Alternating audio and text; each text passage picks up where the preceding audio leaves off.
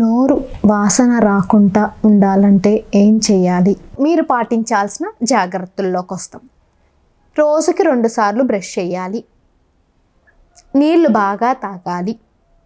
So మనం పొద్దున లేచిన వెంటనే బ్రష్ చేశాక ఊరికే 2-3 సార్లు పుక్లించేయకూడదు. మంచిగా ఒక 10 to 15 టైమ్స్ బాగా వాటర్ అంతా మౌత్ నిండా వేసుకొని మొత్తం గాగ్లింగ్ చేయాలి. ఈవెన్ అప్ టు థ్రోట్ వరకు వాటర్ ఇలా పైకి వేసుకొని గాగ్లింగ్ చేసేయాలి.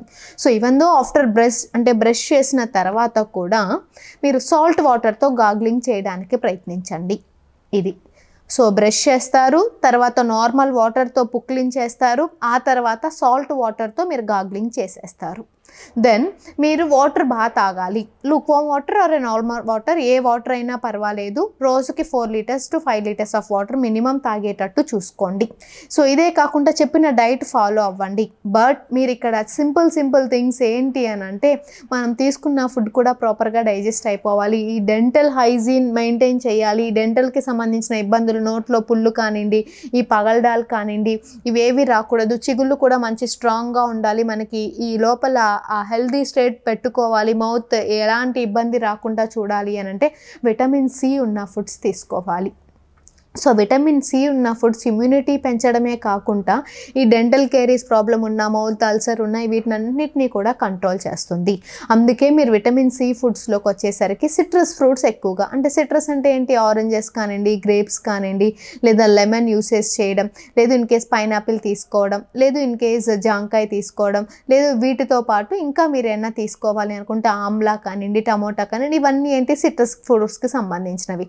సో ఇక్కడ ఏం చేస్తారంటే, మీరు భోజనం చేస్తారు కదా, మధ్యాహ్నం భోజనం చేసిన తర్వాత జస్ట్ ఒక అరచక్క నిమ్మకాయ తీసుకొని నోట్లో బాగా పిండేసుకోండి. పిండేసుకున్నట్టయితే ఏమవుతుందంటే మనకి లాలాజలం ఉత్పత్తి అవుతుంది. లాలాజలం లోపలికి దిగిపోతుంది కదా. దిగిపోయిన తర్వాత ఈ మౌత్ అంతా కూడా మనకి ఒక రకమైన హైజీనిక్ స్టేట్లోకి వెళ్ళిపోతుంది. ఎలా ఉంటుందంటే, సో మనకి బ్యాక్టీరియా ఏదైనా ఉన్నా సరే దాన్ని డెస్ట్రాయ్ చేసే కెపాసిటీ లెమన్కి ఎక్కువ ఉంటుంది. కాబట్టి భోజనం అయిన తర్వాత అట్లీస్ట్ ఒక హాఫ్ చెక్క అయినా సరే మామూలుగా మీరు స్పూన్తో పిండేసుకొని ఆ స్పూన్ నోట్లో బాగా లాలాజలంతో మిక్స్ చేసి లోపలికి పంపించండి.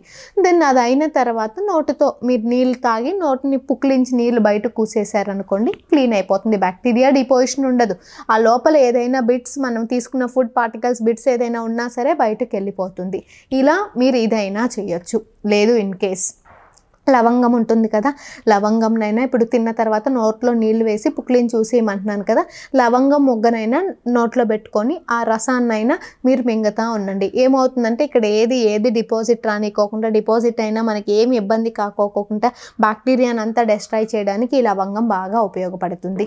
సో ఈ లవంగమే కాకుండా ఇంకా అంటే మీకు జీలకర్ర బాగా యూజ్ అవుతుంది. వాము కూడా బాగా, ఇప్పుడు భోజనం చేశాక అంత సోంపు ఉంటుంది చూసారా, సోంపు ఉంటుంది. ఆ సోంపు నోట్లో వేసుకొని కొంచెం బాగా చీప్ చేసి బాగా సలైవా బాగా ప్రొడ్యూస్ అయ్యాక సలైవాని మింగుతూ ఉన్నట్టయితే ఆ సోంపు ఇంపాక్ట్ ఏమవుతుందంటే మన మౌత్లో అంతా కూడా సో బ్యాక్టీరియాని డెస్ట్రాయ్ చేసేసి మనకి ఈ లోపల హెల్తీ మెయింటెనెన్స్, యాక్చువల్లీ చెప్పాలంటే మీకు ఈ డెంటల్ కేర్కి సంబంధించిన ప్రాబ్లం రాకోకుండా ఇంకా వాసన రాకోకుండా కూడా కాపాడుతుంది.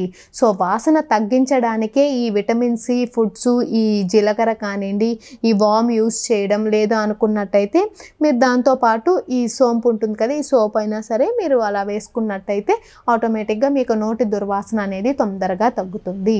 సో ఇలా మీరు ప్లాన్ చేసుకోండి, డైట్ షెడ్యూల్ ప్లాన్ చేసుకొని వాటర్ బాగా తాగి సాల్ట్ వాటర్తో గాగ్లింగ్ చేసి ఇలా మీరు ఆఫ్టర్ ఫుడ్ ఇలా మీరు చేయగలిగినట్టయితేనే నోటి దుర్వాసనని బాగా తగ్గించుకోవచ్చు.